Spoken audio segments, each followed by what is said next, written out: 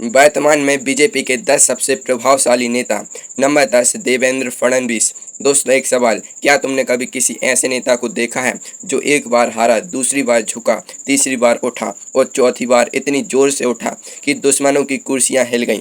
नहीं देखा तो मिलो देवेंद्र फडणवीस से। 1992 में नागपुर नगर निगम के पार्षद बने। 1997 में महज 27 साल की उम्र में नागपुर के महापौर बने। भारत के इतिहास के दूसरे सबसे युवा महापौर। नन्ही चींटी जब चलती है पहाड़ भी चढ़ जाती है। 1999 में विधायक बने, लगातार 5 बार विधायक। 2014 में मुख्यमंत्री बने और अब थोड़ा हंसो, 2019 में उनकी सरकार गिरी। शिवसेना ने धोखा दिया। विपक्षी नेताओं ने कहा फडणवीस अब गए, पक्का गए, शायद अब घर पर बैठकर मराठी सीरियल देखेंगे। हाय रे किस्मत, ये तो उल्टा ही निकला। 2022 में वापसी हुई उप मुख्यमंत्री के रूप में और 2024 में महाराष्ट्र में भाजपा महायुति ने 288 में से 230 सीटें जीती और फडणवीस फिर मुख्यमंत्री।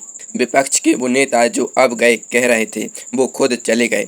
गिरते हैं सवार ही मैदान ए जंग में, वो तिफल क्या गिरेंगे जो घुटनों की बल चले। अब फडणवीस के लिए एक छोटी सी कविता। जो एक बार गिरा था वो 2 बार उठा, जिसने समझा था खत्म वो फिर से चमका। महाराष्ट्र की धरती ने फिर पहचाना उसे, टूटा था पर झुका नहीं। यही है देवेंद्र का किस्सा। आज महाराष्ट्र जैसे 48 लोकसभा सीटों वाले राज्य के मुखिया हैं और दिल्ली की राजनीति में उनका सितारा और चमक रहा है। नंबर 9 आ रहा है और यह नेता ऐसा है जैसे पार्टी ने खुद 18 साल बाद हटाया, लेकिन उसके बाद भी वो 8 लाख से ज़्यादा वोटों से जीता। यह सुनकर तुम सोचोगे भला ऐसा भी होता है? होता है, अभी बताता हूँ। नंबर 9, शिवराज सिंह चौहान। दोस्तों एक कहावत है, जो दल का सेवक है दल उसे कभी भूलता नहीं। और एक दूसरी कहावत है, कभी कभी सबसे मेहनती आदमी को ही कुर्सी नहीं मिलती। यही राजनीति है। शिवराज सिंह चौहान, जिन्हें मध्य प्रदेश की जनता प्यार से मामा कहती है, 1990 में मध्य प्रदेश विधानसभा से पहली बार विधायक बने। 1991 में विदिशा से लोकसभा सांसद और उसके बाद लगातार 5 बार सांसद। 2005 में मध्य प्रदेश के मुख्यमंत्री बने। और यहाँ आता है शॉकिंग फैक्ट, शिवराज सिंह चौहान भाजपा के इतिहास में सबसे लंबे समय तक 18 साल मुख्यमंत्री रहने वाले नेता हैं। करत करत अभ्यास के जड़मती होत सुजान, रसिरी आवत जाते सिल पर पड़त निशान। लाडली लक्ष्मी योजना, संबल योजना, 1 रुपये किलो चावल, इन योजनाओं ने उन्हें जनता का मामा बना दिया। 2023 में भाजपा ने मध्य प्रदेश में जबरदस्त जीत हासिल की और जीत के बाद पार्टी ने कहा मामा आपने बहुत काम किया, बहुत थक गए होंगे, अब दिल्ली में आराम करो। बेचारे मामा को सीएम की कुर्सी से हटा दिया। हाय मामा, जीत तुमने दिलाई, कुर्सी किसी और ने ले ली। लेकिन मामा रुके नहीं। 2024 में विदिशा से चुनाव लड़े और 8,21,000 वोटों के अंतर से जीते। उस पूरे चुनाव के सबसे बड़े जीत के अंतरों में से एक। अब मामा के लिए एक कविता। मामा ने बोया बीज था मेहनत का, फसल काटने को और आ गए, मगर मामा के हाथ की मिट्टी देखो, 8 लाख वोट लेकर वो फिर आ गए। आज केंद्र सरकार में कृषि मंत्री हैं और मध्य प्रदेश में आज भी उनका नाम लेते ही जनता मुस्कुराती है। अब नंबर 8 की ओर बढ़ते हैं। यह नेता इतना शांत है कि लोग पूछते हैं यह कहते क्या है, लेकिन इसी शांत नेता ने 18 करोड़ सदस्यों की पार्टी खड़ी की। Number 8, JP Nadda. दोस्तों राजनीति में 2 तरह के नेता होते हैं। पहले जो माइक पर चिल्लाते हैं, टीवी पर आते हैं, बड़े बड़े बयान देते हैं। दूसरे जो चुपचाप काम करते हैं और एक दिन सबसे ऊंचे पद पर बैठ जाते हैं। जेपी नड्डा दूसरी किस्म के हैं। झुकता है जो सजा जिसमें फल होते हैं। एबीवीपी से राजनीतिक जीवन की शुरुआत 1982-83 में हिमाचल प्रदेश विश्वविद्यालय में, जहां वामपंथियों का 12 साल से राज था। एबीवीपी के छात्र संघ अध्यक्ष बने। 1993 में हिमाचल से विधायक। 1998 में फिर जीते। हिमाचल सरकार में मंत्री रहे। 2010 में राष्ट्रीय महासचिव बने। 2014 में केंद्र में स्वास्थ्य मंत्री। जनवरी 2020 में अमित शाह की जगह बीजेपी के राष्ट्रीय अध्यक्ष बने निर्विरोध, और उनके कार्यकाल में पार्टी की सदस्यता 18 करोड़ से ऊपर पहुंची। दुनिया के किसी भी राजनीतिक दल के इतिहास में इतने सदस्य नहीं। अब जरा मजाक। जेपी नड्डा वो नेता हैं जिनके बारे में आम जनता पूछती है, यह कौन है भाई? और जवाब मिलता है, बीजेपी के अध्यक्ष हैं वो वाले। अरे हाँ, याद आया। लेकिन पार्टी के भीतर उनकी पहचान बिल्कुल अलग है। मोदी और शाह की पहली पसंद, तदबीर से बिगड़ी हुई तकदीर बना ले, अपने पे भरोसा है तो ये दांव लगा ले। नड्डा के लिए एक कविता, शोर नहीं कहता वो पर काम करता है, झुककर नहीं झुकाकर आगे बढ़ता है, जो दिखता नहीं अक्सर सुर्खियों में वही तो पार्टी की नींव को मजबूत कहता है। अब नंबर 7 पर आते हैं, और यह नेता बीजेपी का वो अकेला नेता है जिसकी तारीफ कांग्रेस वाले भी कहते हैं। सोचो यह चमत्कार कैसे हुआ। नंबर 7, नितिन गडकरी। दोस्तों, राजनीति में एक अजूबा होता है। जब कांग्रेस वाले किसी बीजेपी नेता की तारीफ करें, समझो वो नेता सच में कुछ खास है। नितिन गडकरी वो एकमात्र बीजेपी नेता हैं जिनकी तारीफ विपक्षी नेता भी खुलकर कहते हैं। एबीवीपी से राजनीति शुरू, 1989 में महाराष्ट्र विधान परिषद से सदस्य बने, परिषद के सदस्य बने। 1995 में महाराष्ट्र में सार्वजनिक निर्माण विभाग के मंत्री बने। महज 5 करोड़ रुपए की पूंजी से उन्होंने 8,000 करोड़ रुपए के निर्माण कार्य करवाए। और मुंबई पुणे द्रुतगामी मार्ग भारत का पहला सशुल्क द्रुतगामी मार्ग गडकरी की ही देन है। 2009 में बीजेपी के राष्ट्रीय अध्यक्ष बने। 2014 में सड़क परिवहन मंत्री। 2014 में राजमार्ग निर्माण की गति 3 किलोमीटर प्रतिदिन थी। 2024 तक गडकरी ने इसे 30 किलोमीटर प्रतिदिन कर दिया, 10 गुना वृद्धि, 3 बार लगातार एक ही विभाग में। यह रिकॉर्ड भी अकेले गडकरी के नाम है। गडकरी एक बार बोले, मुझे नेता नहीं कहो। लोगों ने पूछा तो क्या कहें? बोले, इंजीनियर कहो, जो दुर्भाग्य से राजनीति में आ गया। भाई, ऐसा दुर्भाग्य सबको मिले जिसमें देश की 10 लाख करोड़ की सड़कें बने। करत करत अभ्यास की जड़मती होत सुजान, रसरी आबद जाते सिल पर पड़त निशान। गडकरी के लिए एक कविता, सड़क बनाना उसका धर्म है, पुल बनाना उसका कर्म है। राजनीति में आए थे संयोग से, पर देश बदला अपने परिश्रम से। आज उनके नेतृत्व में लगभग 10 लाख करोड़ की परियोजनाएं चल रही हैं। नंबर 6 आ रहा है, और यह नेता पहले एक नौकरशाह था।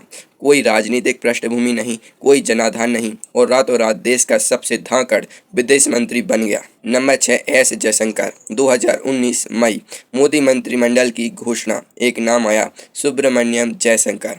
पूरे देश ने एक साथ पूछा, यह कौन है? टीवी पर बहस हुई, पत्रकारों ने माथा खुजाया।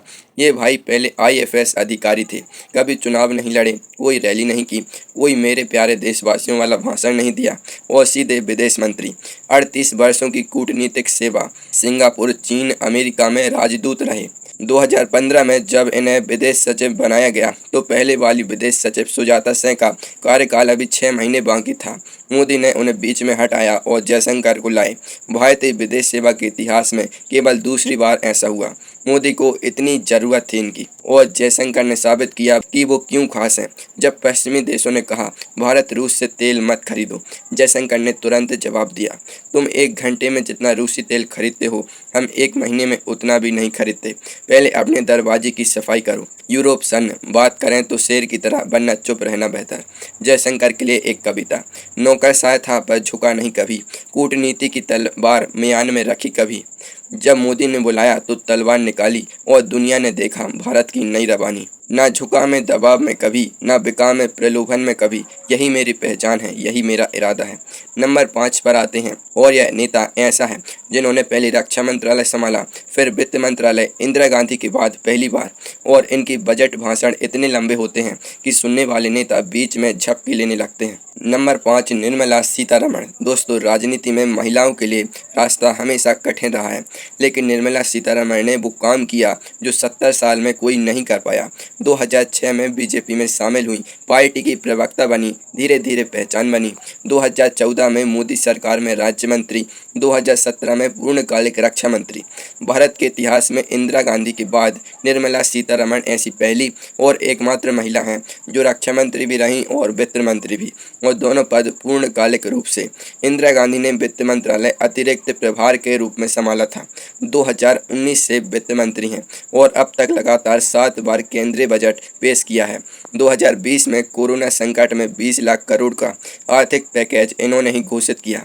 निर्मला जी का बजट भाषण इतना लंबा होता है कि संसद में बैठे कुछ सांसद बीच में झपकी लेने लगते हैं। एक बार तो भाषण 2 घंटे 42 मिनट तक चला। कुछ सांसदों ने उस दिन शायद सपने में भी GDP सुना होगा। हाय रे नींद, बजट के दिन भी चैन नहीं। निर्मला जी के लिए एक कविता। वो चली जब रक्षा के द्वार से, देश ने जाना उसकी ताकत को। जब थाम ली वित्त की लगाम उसने, देश ने जाना उसकी समझ को। 2 मंत्रालय एक इरादा, भारत को आगे ले जाना। यही है निर्मला, यही है उसका ठिकाना। जो हिम्मत कहता है वो मंजिल पाता है। अब नंबर 4, एक ऐसा नेता जिसने इमरजेंसी में जेल काटी, 2 बार बीजेपी का अध्यक्ष पद संभाला और नरेंद्र मोदी को 2014 का पीएम उम्मीदवार बनाने में सबसे बड़ी भूमिका निभाई। अगर यह नेता नहीं होता, शायद आज की कहानी अलग होती। नंबर 4, राजनाथ सिंह। 1974 में भारतीय जनसंघ से जुड़े। 1975 में इमरजेंसी आई, जेपी आंदोलन में कूद पड़े, गिरफ्तार हुए, लगभग 2 साल जेल में रहे। जेल से निकले और मजबूत होकर निकले। जो आग में तपता है वो सोना बनता है। 1977 में पहली बार उत्तर प्रदेश विधानसभा के सदस्य बने। 1991 में शिक्षा मंत्री बने। 1994 में राज्यसभा सांसद। राजनाथ सिंह 2 बार बीजेपी के राष्ट्रीय अध्यक्ष रहे और 2013 में जब मोदी को पीएम उम्मीदवार घोषित करने को लेकर पार्टी के भीतर घमासान था, LK आडवाणी समेत कई वरिष्ठ नेताओं का विरोध था, तब राजनाथ सिंह ने ही सबको एकजुट किया और मोदी का नाम पक्का करवाया। यानी जो आज नंबर 1 पर हैं, उनका रास्ता राजनाथ ने ही साफ किया था। भाई यह भी गजब की बात है।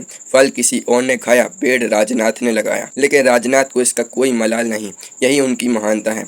नेकी कर दरिया में डाल, फल की चिंता मत कर। रक्षा मंत्री के रूप में उनके कार्यकाल में भारत का रक्षा निर्यात 2014 में 686 करोड़ से बढ़कर 2024 में लगभग 21,000 करोड़ रुपए हो गया। राजनाथ जी के लिए एक कविता। उसने नींव रखी पर नाव नहीं लिया, उसने राह बनाई पर यश नहीं लिया। पार्टी ने दी उसे जिम्मेदारी देश की और उसने चुपचाप वो फर्ज अदा किया। जो पार्टी को दिल से चाहता है, पार्टी उसे कभी भूलती नहीं। अब नंबर 3 आ रहा है, एक सन्यासी, एक महंत जिसे लोग बुलडोजर बाबा कहते हैं, जिसने उत्तर प्रदेश की राजनीति को हमेशा के लिए बदल दिया और जो देश का अगला बड़ा चेहरा बनने की राह पर है। नंबर 3, योगी आदित्यनाथ। 1998 गोरखपुर, एक 26 साल का सन्यासी चुनाव मैदान में उतरा। विपक्ष ने कहा, भगवा वस्त्र पहनकर चुनाव जीतोगे, यह राजनीति है, मंदिर नहीं। योगी ने जवाब नहीं दिया, बस जीत गए। जो डर गया वो मर गया। 1998, 1999, 2004, 2009, 2014 लगातार 5 बार गोरखपुर से लोकसभा सांसद। 2017 में उत्तर प्रदेश के मुख्यमंत्री बने और 2022 में 32 साल बाद पहली बार उत्तर प्रदेश में कोई मुख्यमंत्री लगातार दूसरी बार जीता। वो रिकॉर्ड योगी के नाम है। जनता का योगी से प्यार। जब 2022 का चुनाव आया, विपक्ष ने नारा दिया, अब की बार योगी सरकार जाएगी। योगी ने बुलडोजर चलाया, चुनाव में भी और सत्ता में भी। जनता ने 255 सीटें दी। अब बताओ बुलडोजर किसके ऊपर चला? रहीमन धागा प्रेम का, मत तोड़ो चटकाए, टूटे से फिर ना जुड़े, जुड़े गांठ पड़ जाए। यही रिश्ता है योगी और उत्तर प्रदेश की जनता के बीच। आज उत्तर प्रदेश की अर्थव्यवस्था देश की दूसरी सबसे बड़ी राज्य अर्थव्यवस्था बनने की राह पर है। योगी जी के लिए एक कविता। भगवे में लिपटा एक जोगी निकला, जिसने राज्य को झकझोर कर तोड़ा। माफिया कांपा, दंगाई थर्राया, बुलडोजर चला और इतिहास मुड़ा। ना घर है उसका, ना परिवार कोई, पर करोड़ों दिल में उसका द्वार कोई। अब नंबर 2, भारत का चाणक्य, जिसने जेल काटी, जिसने हर चुनाव जीता, जिसने पार्टी को 18 करोड़ सदस्यों वाली महाशक्ति बनाया और जिसने धारा 370 को वो काम कर दिया जो 70 साल में नहीं हुआ था। नंबर 2, अमित शाह। एक बात पहले, अमित शाह वो नेता हैं जिनसे दोस्त भी डरते हैं और दुश्मन भी, और दोनों को पता है इनसे पंगा मत लो। 1989 से लेकर आज तक 36 साल से ज़्यादा एक भी चुनाव नहीं हारे। जो जीतता है वो इतिहास लिखता है। गुजरात विधानसभा में 1997, 1998, 2002, 2007, 2012 लगातार जीते। 2019 से लोकसभा सांसद गांधीनगर से 5,57,000 मतों से जीते। 2010 में सोहराबुद्दीन मुठभेड़ प्रकरण में अमित शाह को गिरफ्तार किया गया, 3 महीने जेल, गुजरात आने पर प्रतिबंध। सबने कहा राजनीतिक जीवन खत्म, लेकिन 2015 में CBI की विशेष अदालत ने कहा यह प्रकरण राजनीति से प्रेरित था और अमित शाह बरी हुए। जेल से निकले। 2013 में उत्तर प्रदेश की जिम्मेदारी मिली। 2014 में उत्तर प्रदेश में 80 में से 73 सीटें जीती। आग से जो गुजरे वो सोना बन जाता है। 2014 में बीजेपी अध्यक्ष बने, 6 साल अध्यक्ष रहे, 18 करोड़ सदस्य और 5 अगस्त 2019 को धारा 370 हटाई, जम्मू कश्मीर को 2 केंद्र शासित प्रदेशों में बांटा। जो काम 70 साल में नहीं हुआ वो अमित शाह ने एक झटके में कर दिखाया और विपक्ष संसद में बैठकर देखता रहा। अमित शाह के लिए एक कविता। जेल की सलाखें उसे तोड़ ना सकीं, दुश्मनों की चालें उसे मोड़ ना सकीं, चाणक्य की नीति, शिवाजी का साहस, यही है वो शख्स जिसे अमित कहते हैं। ना सताइए बिना कारण किसी को, मगर अपनी ताकत भी ना छुपाइए। और अब नंबर 1 दोस्तों, यह वो नाम है जिसके लिए इस पूरी सूची का इंतजार था। एक चाय विक्रेता का बेटा जिसे अमेरिका ने एक बार वीजा देने से मना किया, जो हिमालय में घूमता रहा, जिसने आरएसएस में पहले झाड़ू लगाई और आज दुनिया के सबसे प्रभावशाली नेताओं में गिना जाता है। नंबर 1 नरेंद्र मोदी 1987 में बीजेपी में शामिल हुए, 1988 में गुजरात बीजेपी के महासचिव बने, 1990 में एल के आडवाणी की ऐतिहासिक राम रथ यात्रा का संचालन किया, पार्टी ने पहचाना। 1995 में बीजेपी के राष्ट्रीय सचिव, 1998 में राष्ट्रीय महासचिव और 2001 में अचानक गुजरात के मुख्यमंत्री। यहाँ जरा रुको, 2005 में जब मोदी गुजरात के मुख्यमंत्री थे, अमेरिका ने उन्हें वीजा देने से मना कर दिया।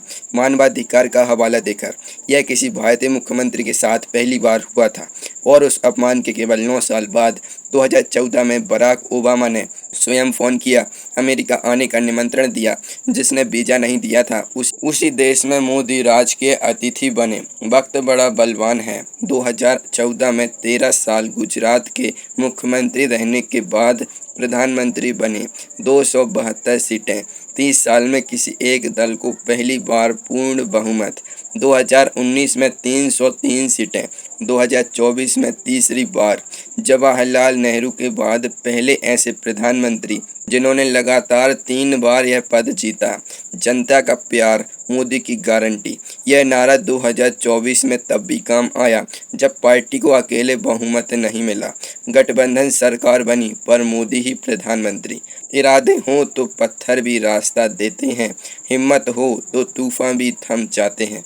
मोदी के कार्यकाल में अयोध्या राम मंदिर निर्माण, धारा 370 हटी, 3 तलाक कानून आया, 50 करोड़ लोगों को आयुष्मान भारत योजना का लाभ मिला, 13 से अधिक देशों के सर्वोच्च नागरिक सम्मान। अब मोदी जी के लिए एक कविता। चाय की दुकान से निकला था एक लड़का, हिमालय की राहों में भटका था एक लड़का। किसी ने न समझा उसे, किसी ने न जाना, उसी लड़के ने फिर दुनिया को दिखाना। वीजा नहीं मिला उसे, वो दुनिया पर छाया। जिसे कमज़ोर समझा था उसने इतिहास बनाया। हिंदुस्तान की माटी का बेटा वो निराला, नरेंद्र मोदी, जिसने भारत का भाग्य